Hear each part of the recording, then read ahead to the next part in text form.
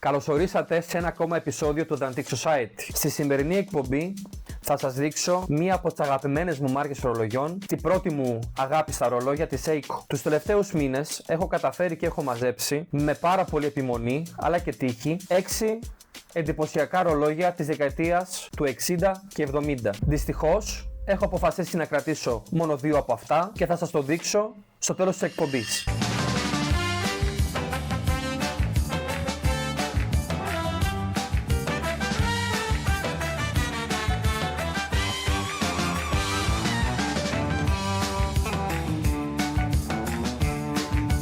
Υπάρχουν 2 πάρα πολύ βασικοί λόγοι που η Seiko διαφοροποιήθηκε από τις υπόλοιπες ελβετικές εταιρείες. Ο πρώτος λόγος ήταν ο σχεδιασμός τους. Στις αρχές του 1960 υπήρχε ένας άνθρωπος ο οποίος εκτόξευσε τη Seiko, ο οποίος ήταν ο επικεφαλής σχεδιασμού στο εργοστάσιο. Ο Τάρο Τανάκα συνειδητοποίησε ότι οι κάσες δείχνανε πολύ βαρετές και στρογγυλοποιημένες σε σχέση με τα ελβετικά ρολόγια. Οπότε εισήγαγε στη Seiko κάτι το οποίο ξέρουμε μέχρι και σήμερα ως το Grammar of Design. Ο δεύτερος λόγος ήταν το innovation των μηχανισμών της Seiko, η οποία επικεντρώθηκε μέσα στα ίδια της τα εργοστάσια να φτιάχνει τα γρανάζια, τις κάσες, τα dials, τα bracelets, όλα τα ανταλλακτικά μέσα στο ίδιο της το εργοστάσιο. Ακόμα και τα λιπαντικά δεν φτάνανε τα standards τα οποία ήδη θέλανε να πετύχουν, έτσι ώστε να διαφοροποιηθούν μέσα από την αποδοτικότητα των ρολογιών τους. Οι Ελβετοί, σε αντίθεση, επικεντρώθηκαν πάρα πολύ στο marketing και είχαν αναθέσει σε διάφορα εργοστάσια, στη Le Mans, στη Valjoux, την κατασκευή των ανταλλακτικών τους. Αυτός ήταν ένας πάρα πολύ σημαντικός λόγος για την Seiko να εκδημοκρατήσει και την ορολογοποιία. Έχει φέρει πάρα πολύ καλούς μηχανισμούς, budget ρολόγια, τα οποία ένας άνθρωπος εκείνη την εποχή θα έπρεπε να πληρώσει τη δεκαπλάσια αξία για να έχει τις ίδιες λειτουργίες. Η Seiko, από φοβερούς χρονογράφους και φοβερό σχεδιασμό, έχει καταφέρει να μείνει στην ιστορία. Πάμε να μιλήσουμε τώρα για καθένα από αυτά τα ρολόγια που σας έχω μαζέψει και θα ξεκινήσουμε με το Seiko το πεντάρι, το οποίο περιέχει 5 βασικές αξίες της Seiko. Γι' αυτό λέγεται και πεντάρι. Τα 5 δυνατά σημεία τα οποία κάνουν ένα Seiko πεντάρι. Πρώτα απ' όλα ήτανε αυτόματοι μηχανισμοί. Το φοράς και κουρδίζει αυτόματα με την κίνηση του χεριού. Δεν χρειαζόταν λοιπόν κάθε βράδυ, κάθε πρωί να κουρδίζει να μην χάσει την ώρα του. Νούμερο 2. Η κάσα τους, το κρίσταλο πάνω, ο μπρασελές ήταν πάρα πολύ ανθεκτικά. Σαφύρι και ατσάλι. Νούμερο 3. Ήταν αδιάβροχα. Πάρα πολύ σημαντικό, θα έχετε κάνει εικόνα τους μπαρμπάδες, τους πατεράδες, το κάθε θείο να φοράει ένα Seiko πεντάρι. Ήταν δύσκολο εκείνη την εποχή να ξοδέψεις τίμια χρήματα για ένα πολύ καλό ρολόι. Το Seiko πεντάρι το κέρδισε αυτό. Νούμερο 4. Έχει να κάνει με το σχεδιασμό του. Είχανε ημερομηνία και ημέρα. Νούμερο 5. Η κορώνα, η οποία ρύθμιζε την ώρα και για να κουρδίσεις το ρολόι ή για να αλλάξεις την ώρα, ήτανε μέσα στην εστοχή του ρολογιού, κάτι το οποίο το έκανε πάρα πολύ ευκολοφόρετο και έδινε και μια συμμετρία στο ρολόι. Μ' αρέσει πάρα πολύ και ο σχεδιασμός και το dial και οι δείκτες γύρω-γύρω, το αγαπώ. Από το 1963 που βγαίνουν τα πρώτα Seiko, οι Ιάπωνες είναι πολυμήχανοι, δουλεύουν σκληρά και προσπερνάνε 2 μεγάλα ονόματα, τη Heuer και τη Zenith, και βγάζουν το πρώτο χρονογράφο, το 6139, γνωστό ως και POG, το οποίο δυστυχώς ακόμα δεν έχω στη συλλογή μου. Ταυτόχρονα, το 1971 βγαίνει στην αγορά αυτό το αριστούργημα. Σε άλλη γραμμή παραγωγής βγάζουν το χρονογράφο 7016. Αυτό το Seiko ονομάζεται Seiko Monaco επειδή μοιάζει με το Μόνακο της Heuer. Βέβαια, έχει λίγο πιο σπαστές γωνίες από το Heuer. Ένα αριστούργημα της ορολογοποιίας. Ο πιο λεπτός χρονογράφος από το 1971 μέχρι το 1987. Πήρε πάνω από μία δεκαετία να προσπεράσει κάποιος στους Ιάπωνες. 1971. Οι Ιάπωνες φτιάχνουν τον πρώτο flyback χρονογράφο, το οποίο σημαίνει ότι ενώ πατάς να τρέξει το χρονόμετρο, με το κάτω κουμπί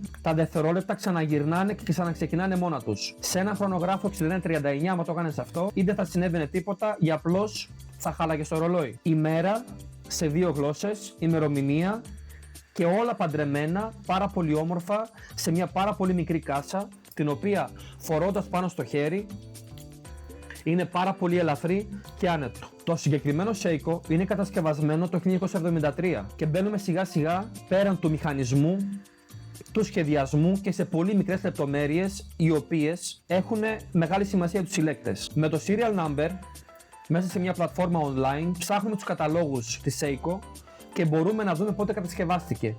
1973 Ιανουάριος. Πολλοί συλλέκτες προσπαθούν και κυνηγάνε στην αγορά το ρολόι με τη χρονιά με την οποία γεννήθηκαν ή κάτι το οποίο έχει σηματοδοτήσει προσωπικά στη ζωή τους κάτι. Ένα σημαντικό γεγονός. Πιστεύω ότι έχουμε ένα υποψήφιο για τα ρολόγια τα οποία θέλω να κρατήσω στη συλλογή μου. Προχωράμε με 3 από τα 6 ρολόγια, τα οποία έχω καταζηλέψει παλιότερα. Όταν τα βρήκα τα έχω καταφορέσει και θα πρέπει να διαλέξω ποιο από αυτά θα κρατήσω. Seiko Panda, Seiko Jumbo και Seiko Kakume.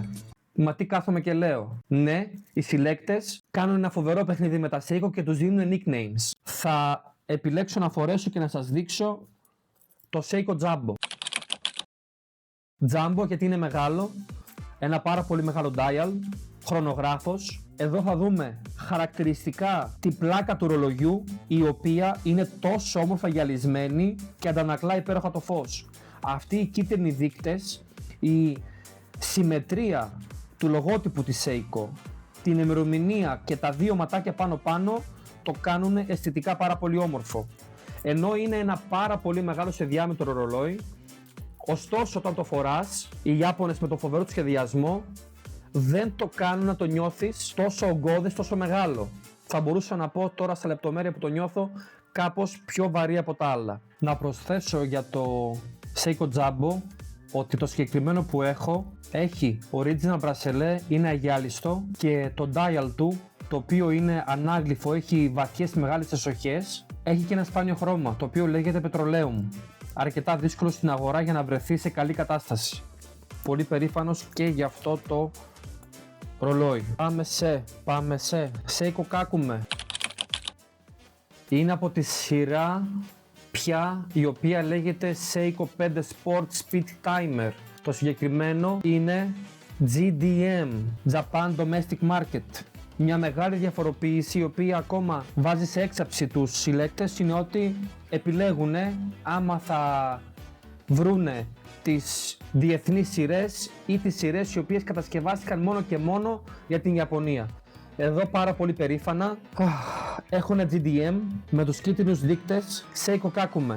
Kakume σημαίνοντας τα τετράγωνα μάτια, εδώ πάνω κάτω. Ένας φοβερός διαχρονικός σπορ σχεδιασμός. Ένα πανέμορφο μπλε το οποίο αγαπώ. Ο χρονογράφος πάνω κάτω, τα 2 παραθυράκια τετράγωνα και μαρτυρά και το όνομά του, τα τετράγωνα μάτια Kakume. Σαν ρολόι, ενώ έχει κατασκευαστεί να είναι ένα ρολόι εργαλείο, είναι φοβερά πανέμορφο σαν σχεδιασμός. Και τα χρώματα και η κάσα του και τα κουμπιά τα πάντα. Η αίσθηση φορώντας το πάνω στο καρπό είναι τόσο ελαφριά, ενώ είναι μεγάλο ρολόι. Ο τρόπος με τον οποίο δένει ο μπρασελές απάνω του αφαιρεί κάπως από το βάθος. Ενώ με το Seiko Jumbo πάνω στο χέρι μου το νιώθω αρκετά βαρύ, με το συγκεκριμένο είναι σαν να μην το φοράω. Θα μπορούσε να είναι ένα υποψήφιο για αυτά που θα κρατήσω. Κάτι που μ' αρέσει πάρα πολύ στην ημέρα είναι ότι έχει τις ημέρες στα ιαπωνικά αλλά και στα αγγλικά. Και να σας πω την αλήθεια, το ρυθμίζω πάντα να το βλέπω στα ιαπωνικά.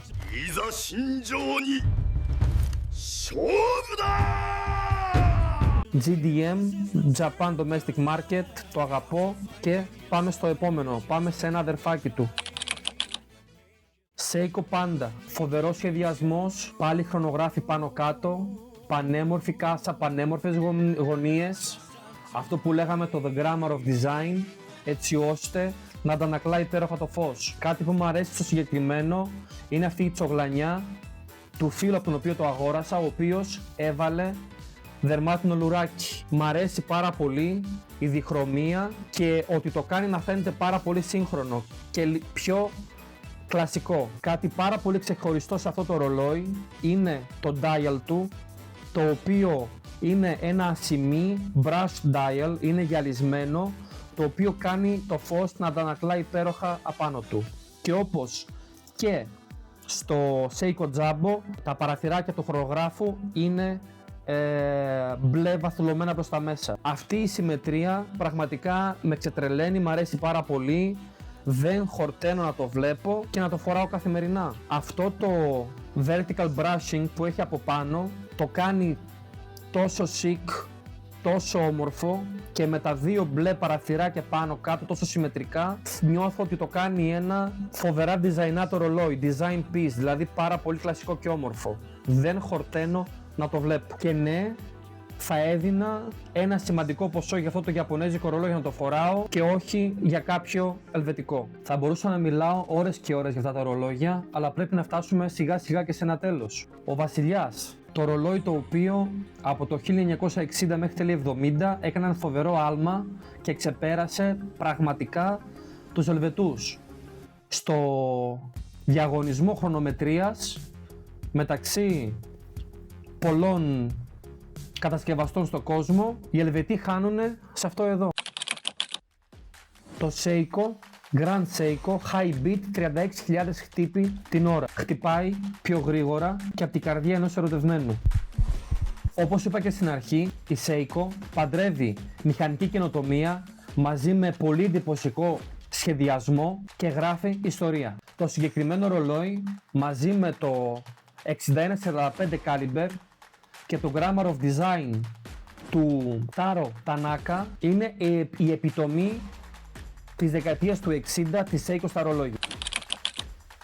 Τι κρατάω προσωπικά από αυτά τα 6 ρολόγια? Είπα στην αρχή θα κρατήσω 2, ο αναποφάσιστος εν τέλει θα κρατήσω 3. Seiko πεντάρι, φοβερή κλασικούρα, πανέμορφο, και εδώ στα φώτα του μικρού μας στούντιο φαίνεται πανέμορφο, πάρα πολύ chic. Δεύτερο chic, σταϊλάτο ρολόι, το Seiko Panda, το πώς πέφτουν τα φώτα πάνω του, οι γραμμές του κτλ. Και το πόσο crispy είναι στα κατασκευή είναι φοβερό. Απίστευτο πάντερμα με το δερμάτινο λουράκι, το αγαπώ. Και το Seiko το Kakume, μ' αρέσει πρώτα απ' όλα το μεγάλο του το μπλε εδώ γύρω, ο δευτερολοντύπτης εδώ το πορτοκαλί, το πόσο άνετο είναι πάνω στο χέρι και το ότι είναι GDM. Έχει φτιαχτεί μόνο και μόνο για την αγορά της Ιαπωνίας. Επισκεφτείτε το κατάστημα, επισκεφτείτε και το κανάλι μου αργότερα, να μάθουμε μαζί πολλά περισσότερα για ιαπωνικά, ελβετικά και πολλά άλλα ρολόγια. Ευχαριστώ πολύ για την υπομονή σας και συγχωρέστε οποιοδήποτε λάθη, σαρδάμ και τα λοιπά που μπορεί να έχω κάνει. Λέγομαι Μιχάλης, Antique Society. Ευχαριστώ πάρα πολύ, Κώστα.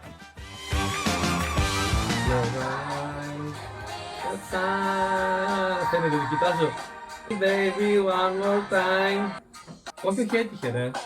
Me, how you want it to be, cause I need to know.